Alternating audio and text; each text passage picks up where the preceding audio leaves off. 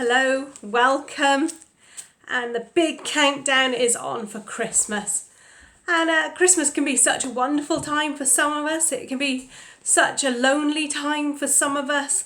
We've all got very different feelings and opinions about Christmas, and it certainly has been made a little bit trickier this year by the pandemic and with all the laws around in lockdowns and fire breaks and tiers.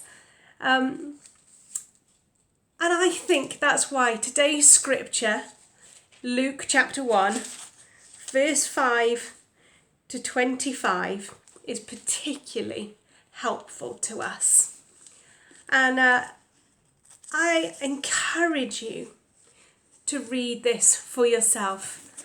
Either choose a paper Bible or pause this video. I'm going to pause for breath in a minute and search for it on the internet or in a Bible app. So that's Luke chapter 1 verse 5 to 25. Fabulous. So I wonder, as you read this, what your feelings are. For me today, I am struck by Zechariah and Elizabeth's faithfulness in the face of hardship and unanswered prayer. And when we went into lockdown in March, we thought it would be for 6 weeks, for 12 weeks maybe.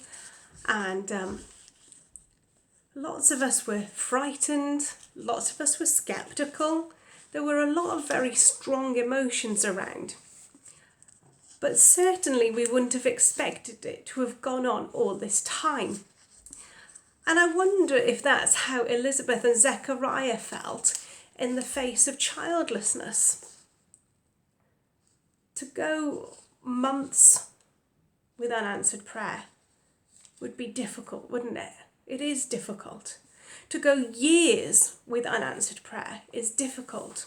And yet what we see here in these verses is that they both lived good lives in God's sight and obeyed fully all the Lord's laws and commandments. Oh, it's a bit of a tongue twister.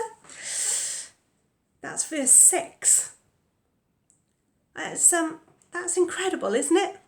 They haven't had their prayers answered, and yet they both lived good lives in God's sight and obeyed fully all the Lord's laws and commands.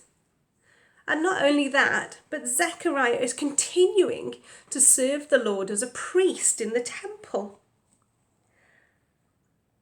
I wonder what people would be saying about us, or what indeed they are saying about us. If this is your experience, you've had prayers go unanswered for many, many years. In fact, to such a degree that you no longer feel there's any hope or possibility of your prayer being answered.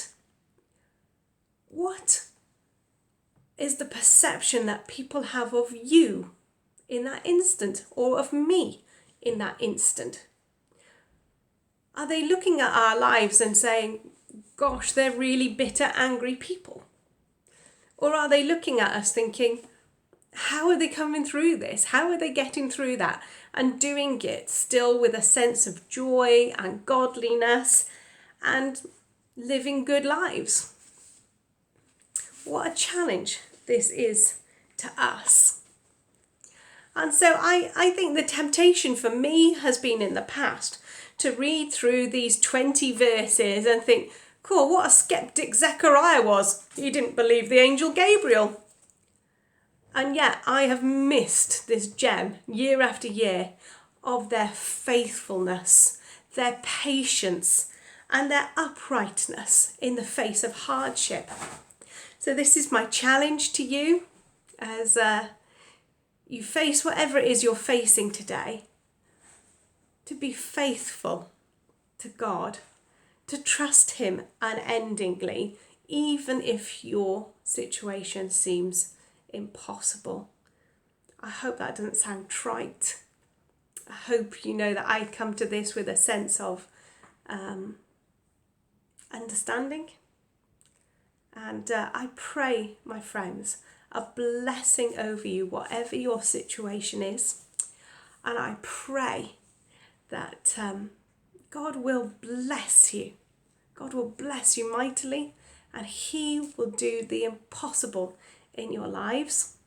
And I pray that God will help you to be strong, righteous, upright, and to fully obey all of the Lord's laws and commands, even if that is simply to love the Lord with all your heart and love your neighbour as yourself, which of course, as we remind ourselves, means we need to actually be loving ourselves first.